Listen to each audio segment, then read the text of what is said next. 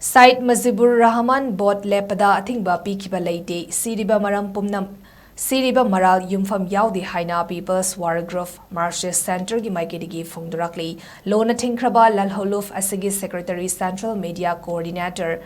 Comrade Lenin Maidena Kudyek Biduna Thadrong Pacheral Namada Luf Asiga,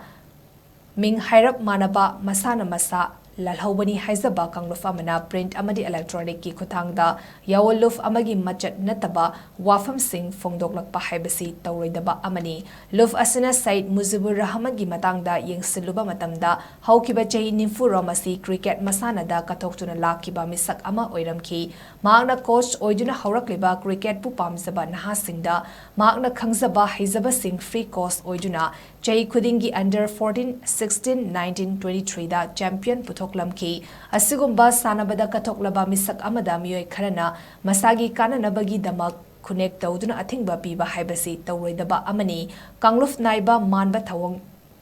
Tavak Thoram Singh Tauba Haibasi, Ekoigi Amata, Oibiki Saktamda, Tian Badanatana, Sanaroi Singitunglam Jata, Kangluf Furuf.